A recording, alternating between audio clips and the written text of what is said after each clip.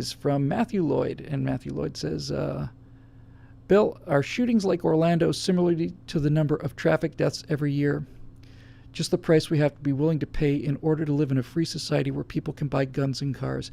You know, when I copied that question, I didn't quite read it in full. I just knew I liked it, and I didn't realize the elegance of how that particular question is answered. Because my answer to that question is yes, and I've had this thought many times, and this is the kind of thing where you want to get some mileage out of your liberals, literally make their heads explode. You say to them, well, what are you going to do about mass shootings? You say, well, look, I'm in favor of doing whatever can be done to prevent mass shootings in terms of legality and constitutionality, but ultimately, it's the price we pay for being free. What? And then they lose their minds. No, England is free, and England doesn't have these mass shootings. England has a history of, the English people have a history of submission to terror inflicted by the ruling class. The English people have a history of taking a knee to lords and kings, dukes, and all the rest of it.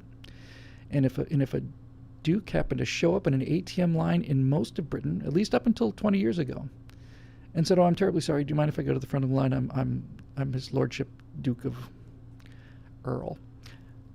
"Oh, by all means, Your Lordship." Twain wrote an essay saying the British love to take a knee. It's true. So Scandinavians are free. They don't have gun shootings. Scandinavians are free because Americans pay for their defense. One of the reasons we're so good at defense is because we're used to handling guns. We're the only good guys in the world that's good at this. I really think that's true. Maybe not the only good guys in history, but we are certainly here's how I want to put it. We are the best people in history to be good at wielding applied violence, by far. We are by far the most morally advanced, morally restrained, morally decent people to ever have the kind of national and international power that this country has. There's no question about it. So I would like to say on some level, this is the price you pay.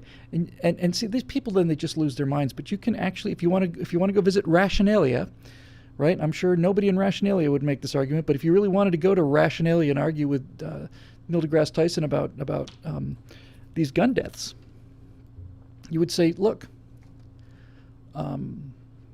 forget about the victims for a minute. Let's just talk about the shooters. Because if we're talking about society, then we're talking about what's the broken part of society. What part of this gigantic machine with 320 million moving parts, which part has gone wrong?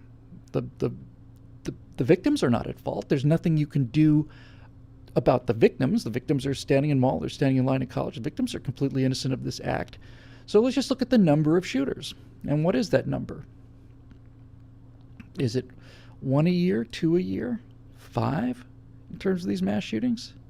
So then you say, let's say it's 3. Let's say there are 3 mass shooters a year who just snap and take guns and start going off. Well, Rationalia, what is the failure rate? If that's a catastrophic failure, what's the American failure rate? How catastrophic is it? Well, we can do simple math here, not complex math, but simple math we can do.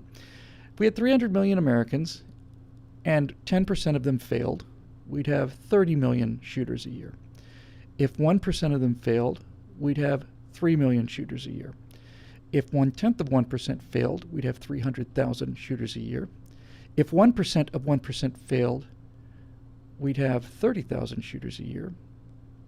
If 10% of that number failed, we'd have 300 shooters a year, and if 10% of that number failed, we'd have 30 shooters a year, and if 10% of that number failed, we'd have 3. So what is that in terms of like quality control? Is that 7 sigma, 6 sigma? 6 sigma, is as I understand it, is a manufacturing term that says that when you achieve a certain level of manufacturing quality control, your products will come out with a very high percentage of them perfect. The number of bad iPhones made is probably pretty small. And I know that's got something to do with Six Sigma. Some engineers will bail me out a little bit, but I think Six Sigma is a standard of quality and a standard of reproducible, reliable manufacturing that says that this is it's a certification that you can get. If you can get to Six Sigma refers to 6 standard deviations. If you can get to 6 standard deviations, 3 standard deviations from the IQ norm puts you probably at 150 IQ. Maybe higher. If you can get to 6 standard deviations, you've got a product that is essentially invincible. 3 failures out of 300 million units is 1 failure per 100 million. 1 per 100 million. 1 per everybody in France and Britain and probably Germany. 1 per year. This is not an epidemic. This is not an epidemic. It's an attention getter. And one of the reasons it gets so much attention is because, and this is the main thing, Matthew, this is the main thing. The reason the mass shooters get the hysteria from the left that they get is because this is something that could happen to them. That's why. That's why the progressives get hysterical about mass shootings. It's because it could happen to them. It could happen to them in a mall, it could happen to them in an airport. The fact that during the time that the 2 weeks that we were talking about the Orlando shooting, 2 to 3 weeks, that number of people were gunned down just in Chicago. Doesn't enter the radar. You know why? Because the murder rate of America is determined by huge numbers of people who are in very violent neighborhoods who kill each other.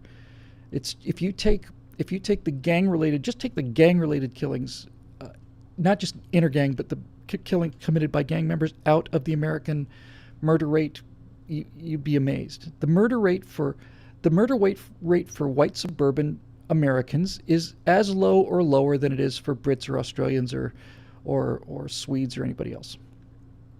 We have these incredibly violent, fairly localized violence pits, and we allow them to continue because they're run by progressives. The Democrats have run every one of these cities for a century or half a century, and they allow it to continue because they don't care. These progressives don't care if black people are murdering each other by the scores every week, or if 7 or 8 black kids were shot over a weekend. Black Lives Matter doesn't care about that either. It's background noise to them. It's not background noise to me. But it's background noise to them. And it doesn't bother them because they know, hey, look, you don't want to get shot, don't go drive through South Central. It's actually pretty good advice. The reason they can't not get any kind of a sense of rationality about these mass shootings is because they occur in colleges, they occur in movie theaters, they occur in places where liberals are. And that's why they're so terrified. And the point I actually was leading into making was simply this. They are, in fact,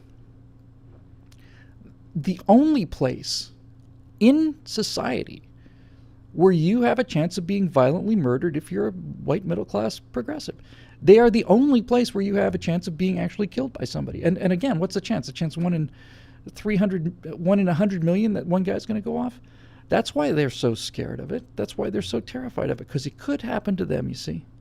Now, the corollary to this, I talked about this last week, and I want to run with this theme, is that the reason that they are so opposed to, why they're so in favor of gun control and not in favor of crime control, is multifaceted, but it comes down to 3 main things. First of all, being in favor of gun control allows them to signal their virtue to their peers and show the rest of us Neanderthals how much better they are than we are. That's number 1. Number 2, they believe in gun control because they have essentially the same irrational mindset as any other group of primitive people. The gun becomes the fetish. It becomes a sacrificial object. So basically, if we throw a virgin into the volcano, then the volcano won't erupt for a year. And if we ban the guns, then the shootings will stop. It's easier to ban guns than it is to ban murder and insanity.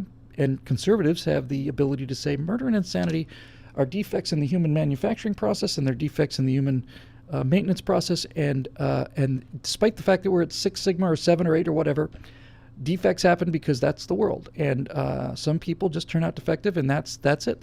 That's the price we can pay. And the best we can do is to make sure that the other gears and cogs close to these failing parts are as resilient as possible, ammo them up. But that's not what they want to hear. It's not what they can bear to hear. And the main reason that that progressives are so against gun control, are so in favor of gun control, is because it's intolerable to them that other people could defend themselves when they know that they can't. They are emotionally and physically and intellectually incapable of defending themselves. There's one video that we did, that great piece on the AR-15 about that guy Gersh Kuntzman, who talked about how traumatic it was to fire an AR-15. And I put in some shots of a 7-year-old girl firing and having a great time. But there's another video going around out there. If you've seen it, I don't know. It's another guy shooting an AR-15, and there's a range guy right behind him with the earring protection on. And this guy's in a red T-shirt. He's a little bit doughy, little flabby, and he's got this AR-15. He fires one round, and he holds it out in front of him, and he literally it's hilarious and appalling.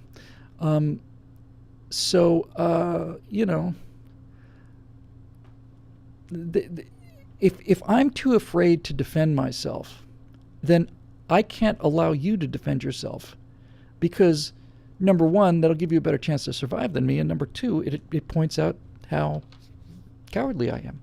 Best to leave that to the police. Best to leave it to the police, because you're not willing to do anything about it. But the police doesn't prevent crimes. The police draws chalk outlines, and they go looking for who did it. And for the people that are willing to say, I'm going to spend a little time and effort and money to see if I can reduce my chances of being a chalk outline, they're unwilling to do it. They're emotionally incapable of it. And since they're emotionally incapable of it, you will be too. Dun dun dun dun.